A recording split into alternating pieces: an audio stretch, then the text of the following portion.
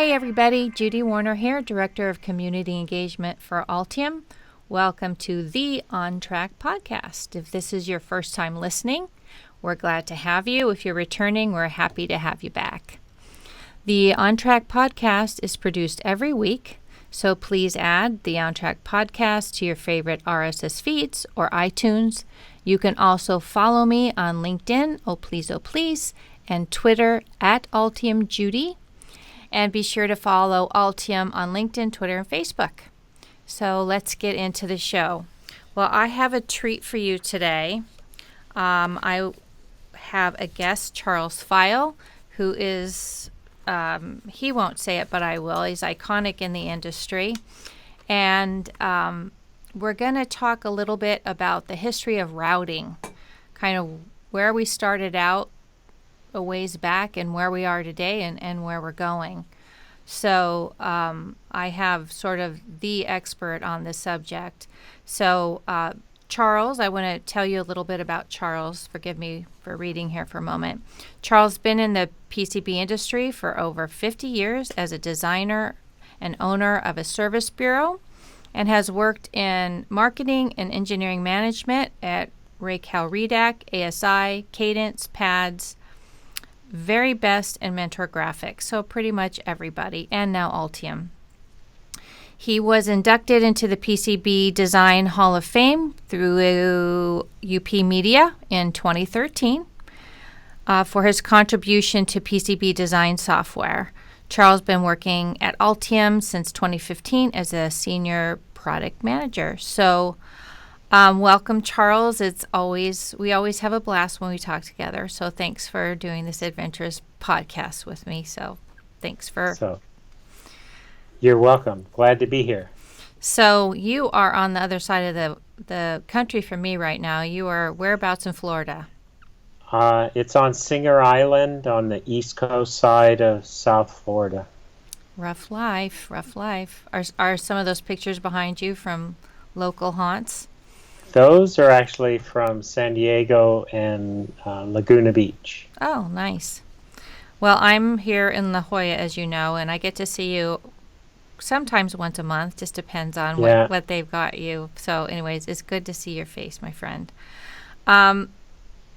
So you and I have had some interesting conversations here in the office, kind of a shared belief that we're sort of losing some of the history, right, of our industry, particularly design, sort of where we've come from and where we're going. And I really value people like you, Happy Holden, Lee Ritchie, these people in the industry really that carry this whole history inside of them. So I'm always happy to have a chance to sort of glean some of that from you. And you've told me some great stories. So thank you again for doing this. So how I met Charles was when I was a journalist from iConnect 007. And I interviewed him to learn about ActiveRoute, which was a new product for Altium at the time. And just sort of casually at the end of the conversation, I mentioned to Charles, so what's your history, not knowing who Charles was? And then out he comes with the history of PCB design. So, I felt like a knucklehead, but but it ended up being a good article. So you were a good sport. So let's start talking about where at least you and I sort of remember things, which is tape ups. So tell us about your earliest memories of doing tape ups and what that was like and sort of what some of the problems were. Okay, well, my first job, I worked inspecting Ruby liths, and at that time, the way that people routed boards was to essentially cut away the things that they didn't want. So what was left was the routing. So there's a process in which they used an X-Acto knife, and my job was to look for scratches on the Ruby lith and patch them up. And I would have to say from that to what we do today is a tremendous change. And it went through an evolution where for manual design that the methods changed, the materials changed, and also the complexity of the design changed. And the same thing has happened once we started working with computers to design, right? The the materials change in the sense of the board materials. The methods change in that there's constantly an evolution of how much the software is able to do to help the designer.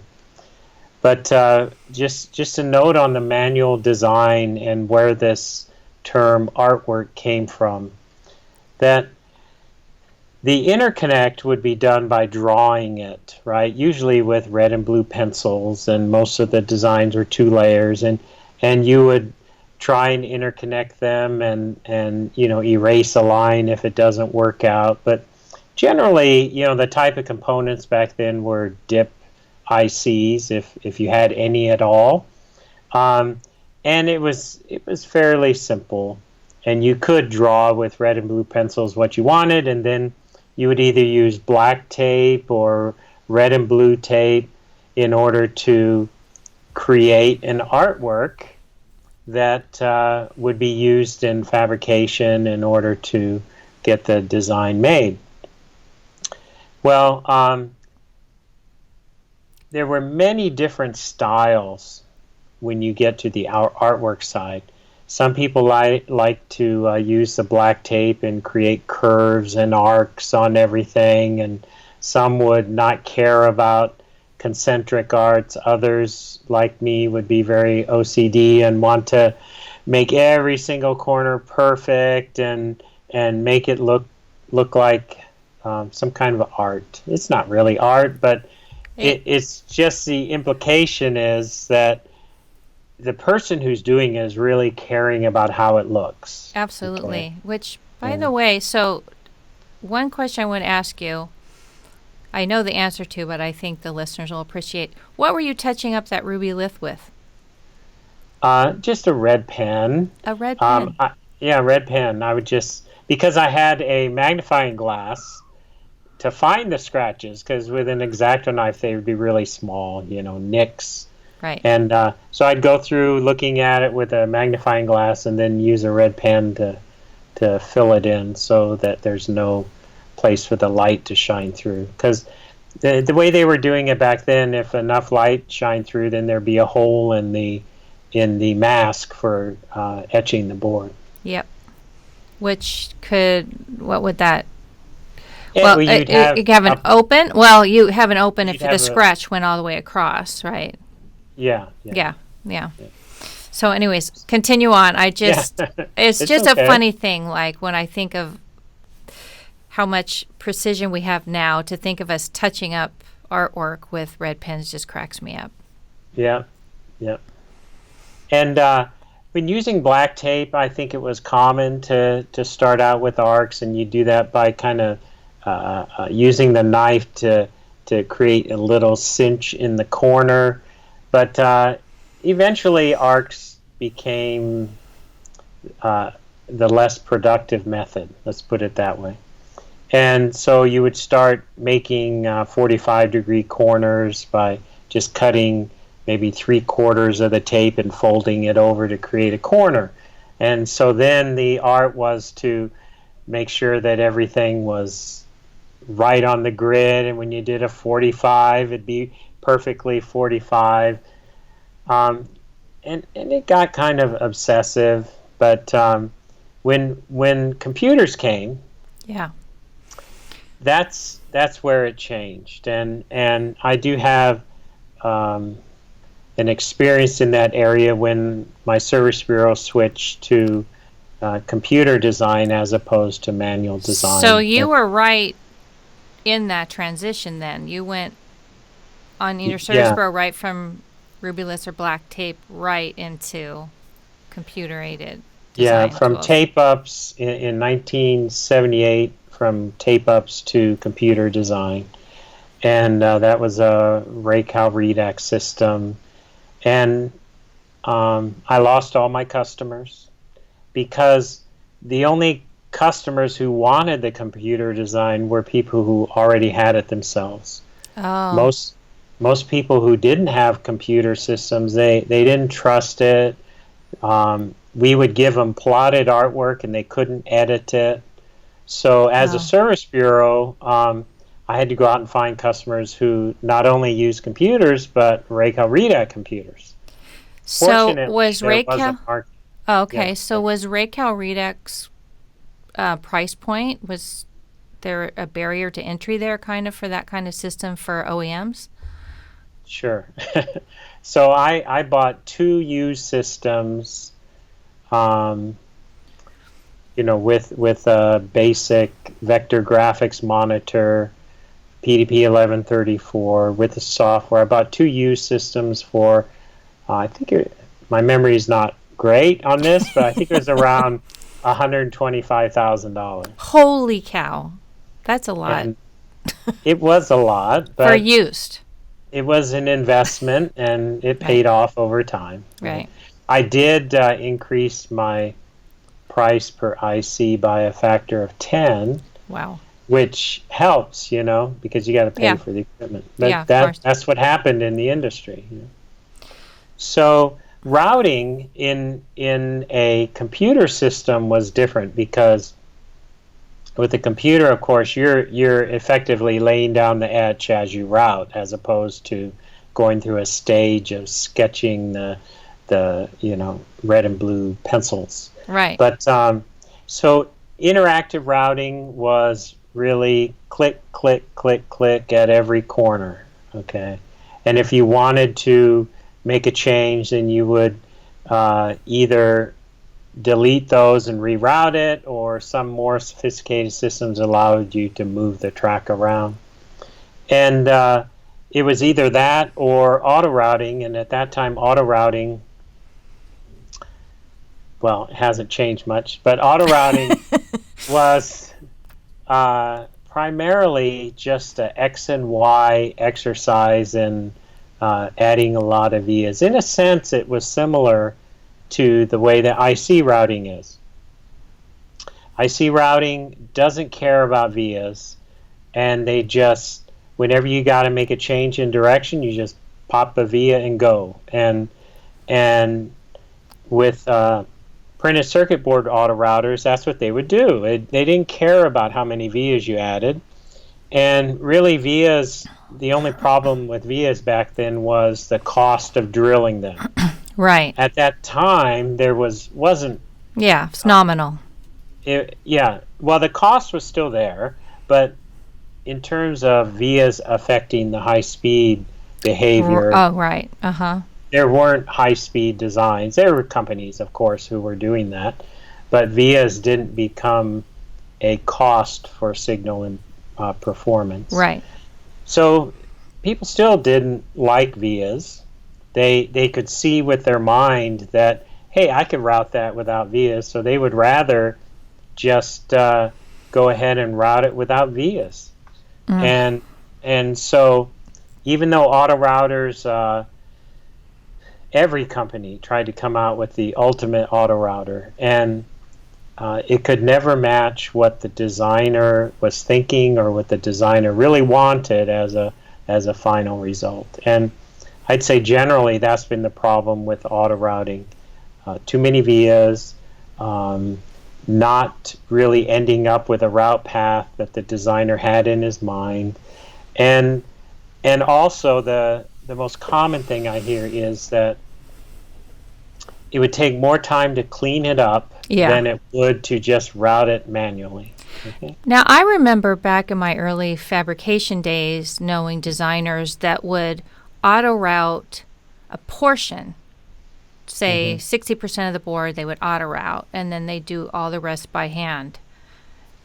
Was that because of what you're talking about, or was that just a speed to design at the time? That would be a method. There's so many different ways of approaching it, but a method would be to route the critical signals first manually, and then just give it to the auto router to finish everything else. Okay. Because that would save time. Now, auto routers evolved. The early auto routers really didn't care about anything but, is there an open channel and is there space for a via, right? Then it evolved over time where there was a recognition that, well, what can we do to try and eliminate vias? And I say eliminate because they would route with vias, and then they'd have a pass to remove vias if they can, right? So, but it really wasn't fundamentally in the algorithm of the router to try and route without vias. Now, a number of autorouters gave the designer control, like CCT with a do file where you could put costs on the router to try and minimize vias. But it was difficult.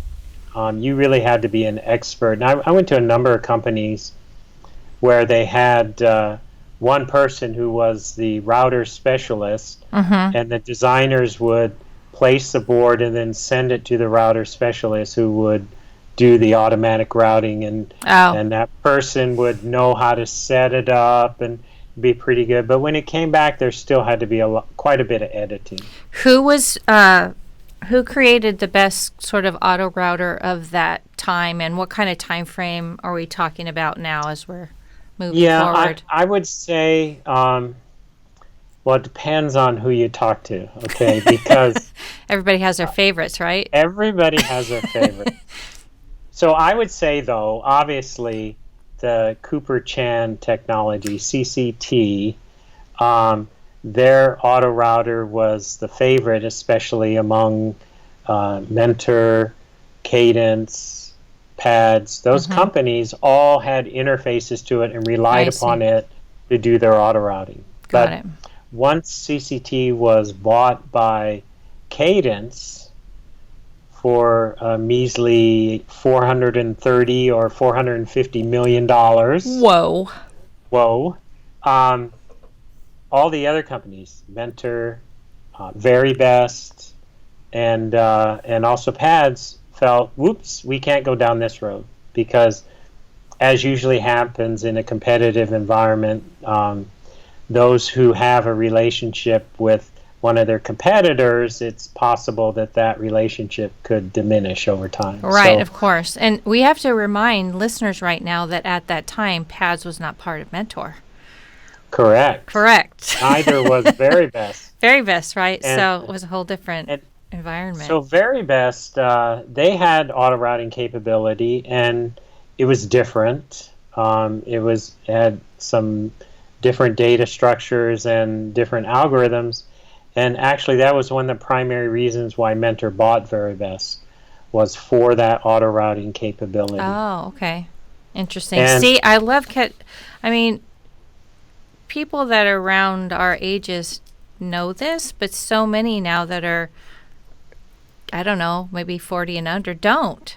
That how this used to be there used to be more than 3 or 4 players in this space, right? Sure. And we kind of all ate each other up until we have what we have today. I would say the 90s and early 2000s, there were so many mergers and acquisitions. Yeah. Unbelievable. And I went from Intergraph to Pads to Very Best to Mentor, right? And then now I'm at Altium, and looking at the evolution of the tools over that time,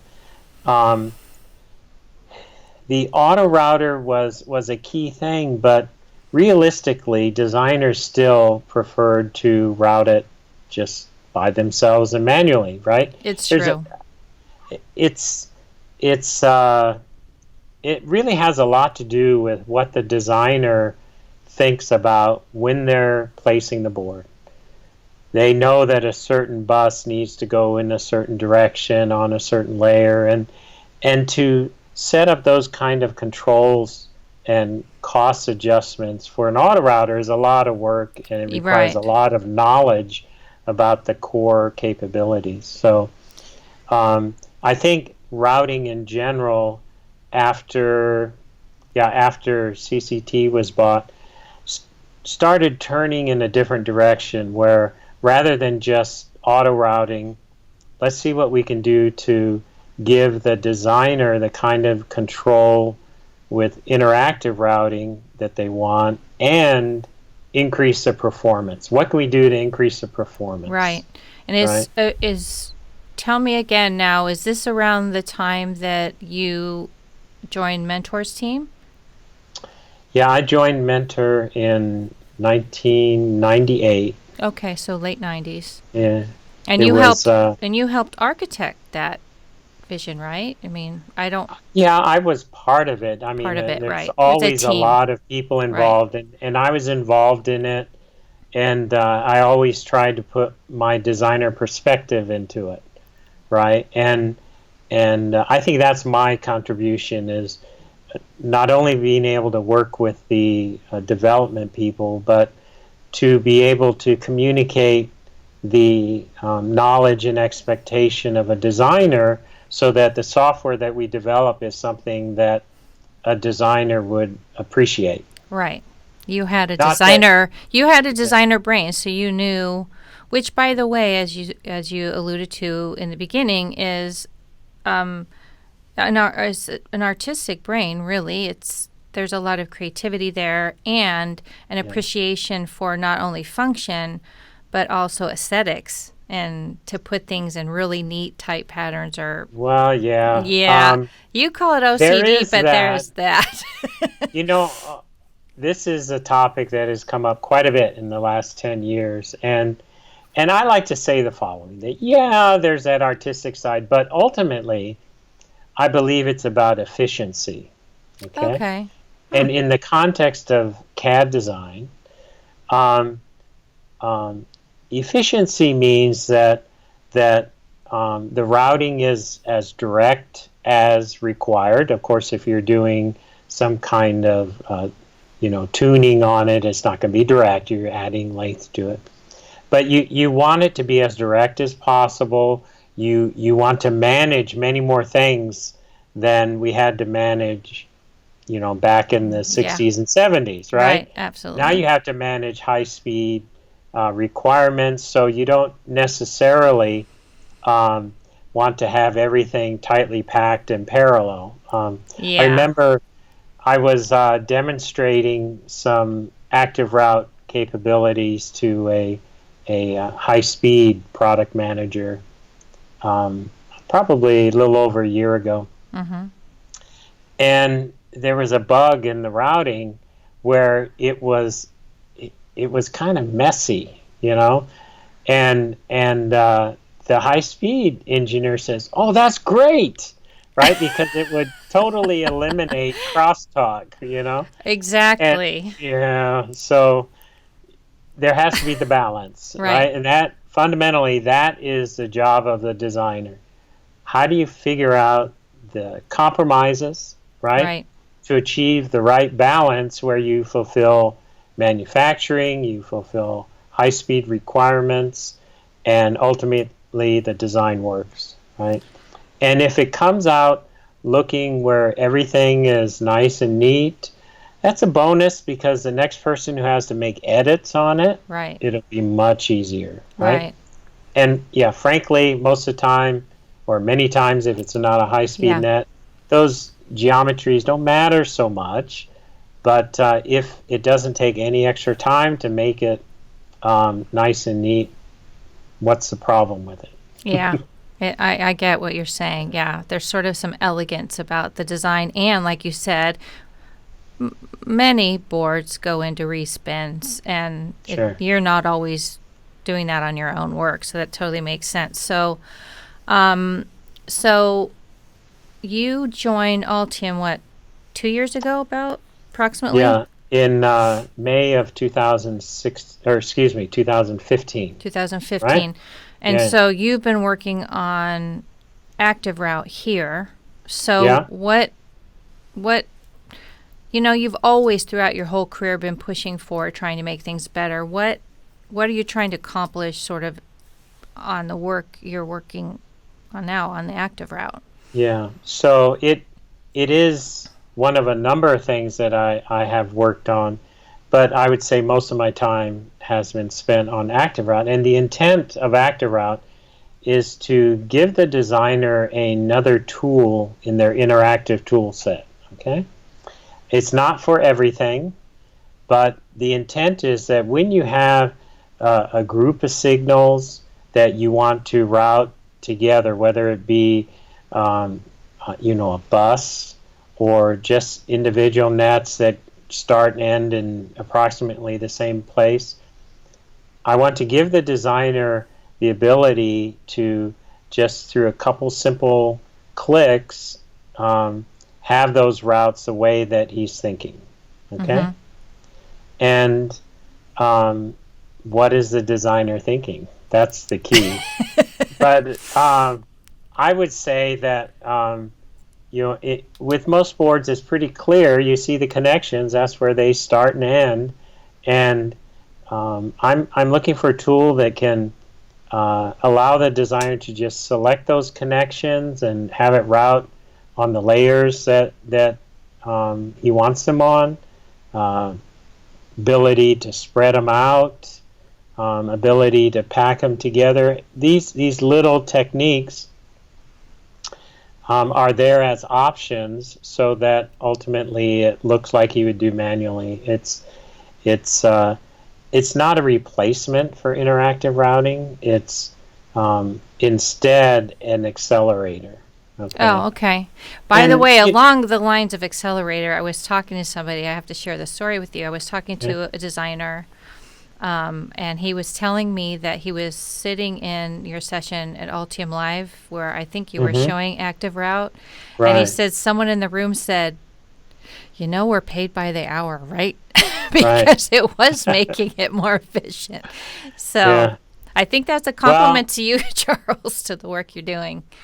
There is that trade-off, but that's been there forever, that designers fear being replaced by the computer, right? Right. So that's going to be my next question. Just so get ready to talk to me about AI and designers being replaced.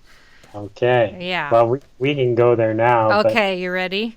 Yeah, So I'm ready. I know there's this fear, or I've heard, there's fears of designers being replaced by AI or computers and all of that. So what say you, Charles Pfeil?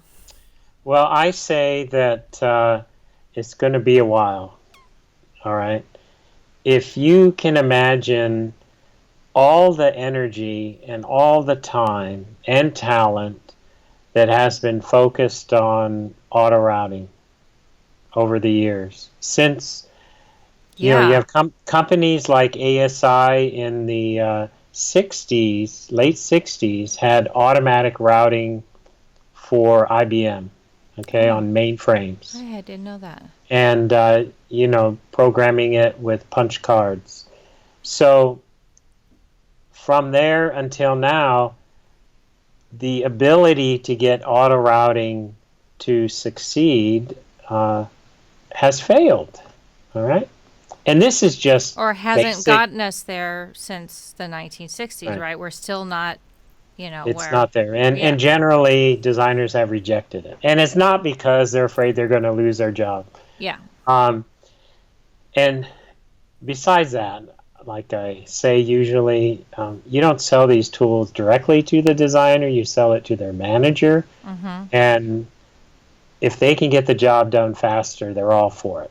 Okay? Right, of but course. The problem is that it hasn't been adequate, the auto routing capability. It's a tough problem. Every design is different. Right? It's different. And and because of that, it's such a complex brain task, really. Right. And not only there are standard circuits, of course, standard interfaces, standard memory circuits that need to be routed the same way, but then the placement's different. The board size is bigger or smaller or a different aspect ratio, or it's flex, or could be a lot of different variables. There's many more variables right now too.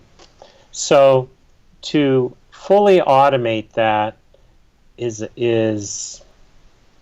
going to take a completely different perspective for design, I believe.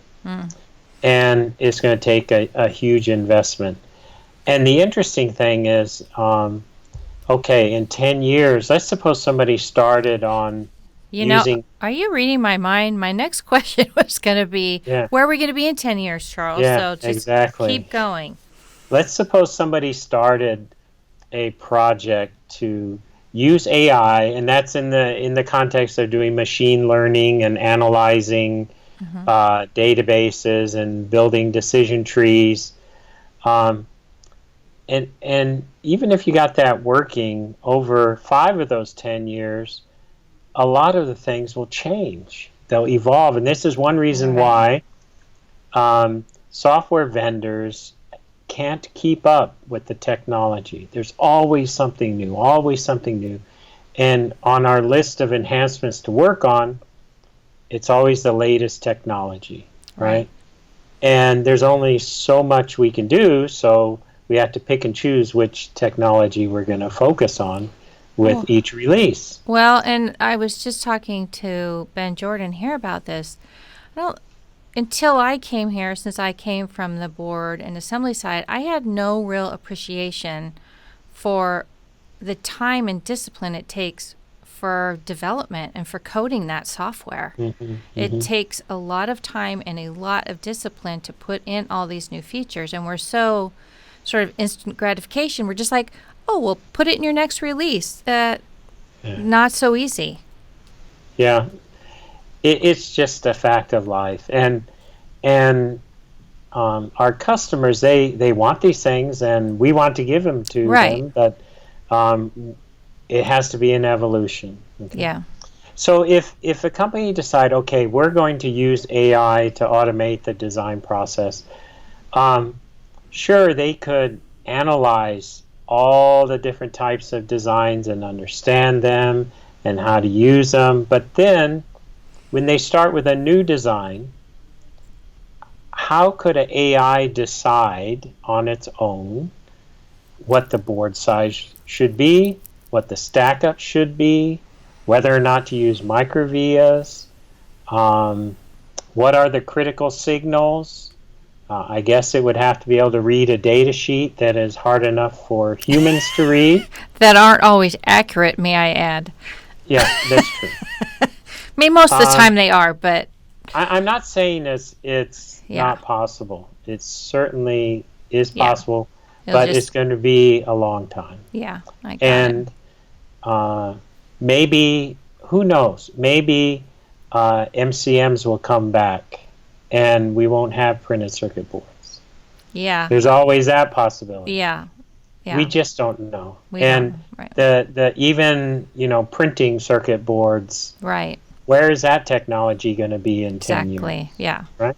3D printing, and there's, so much that they're grappling with, so who knows? Yeah. And the core problem is that a company is not going to design a product. Let me rephrase that. A innovative company is not going to design a product that uses all the standards and circuit technology of the past.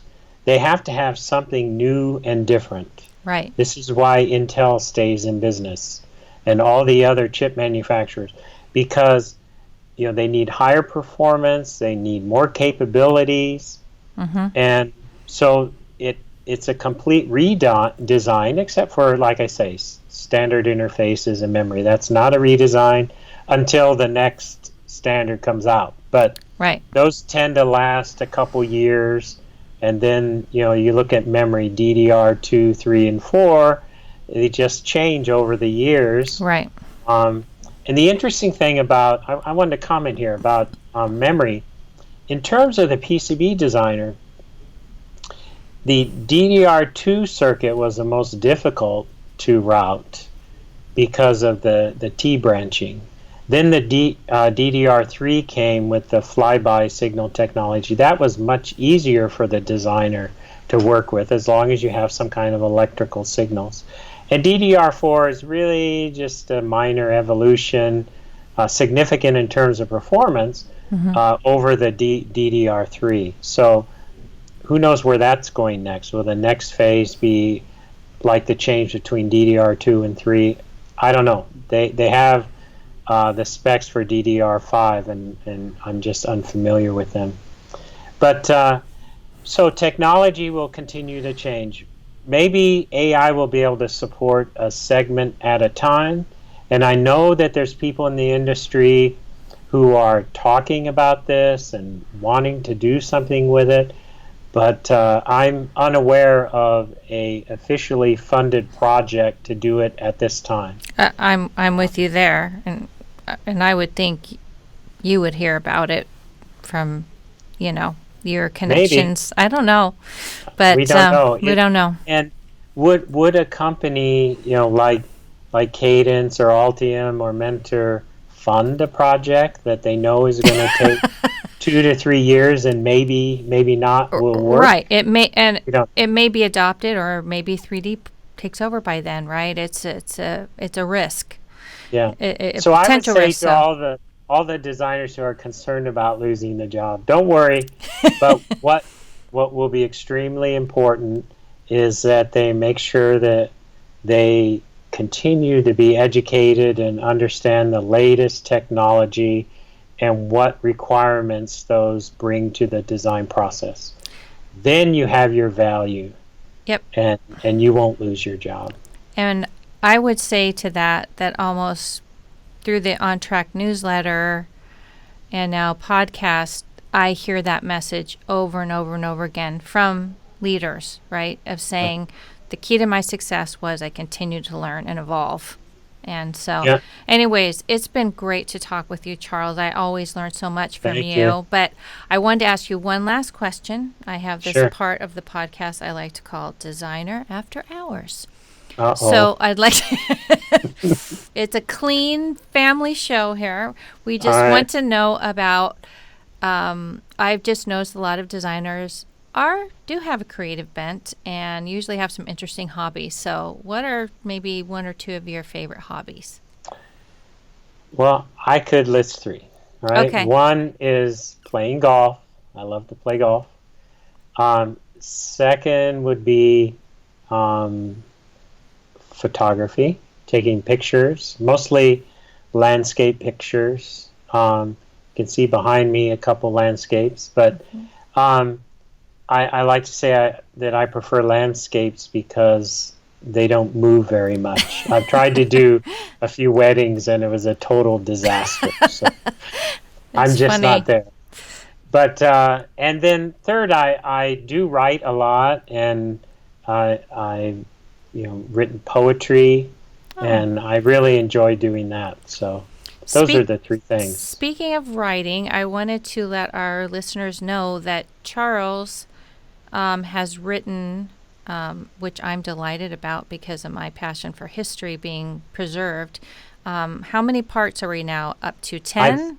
How many are we going to finish at? Actually, 8 of them have been published in EDN magazine. EDN magazine, right. So there's a whole series of Charles' experience over all these years and goes into depth. So if you want to learn more, please go to edn.com and probably just search by Charles Pfeil and you'll find that. How many are you going to, I know 8 have been published.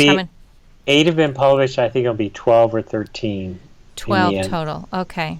Yeah. Okay. Well, thanks again, Charles. We got to run, but I'm never tired of talking to you. You're a dear, and thank you so much for your contribution to the industry. And it's always great to talk to you. Well, that's all we have for today. Next time, join me in welcoming Robin Thompson, who owns PCB Select, who is an EMS company here local to La Jolla. And thank you so much for joining us. And please remember to subscribe to the OnTrack podcast and follow us on social media. And remember to always stay on track.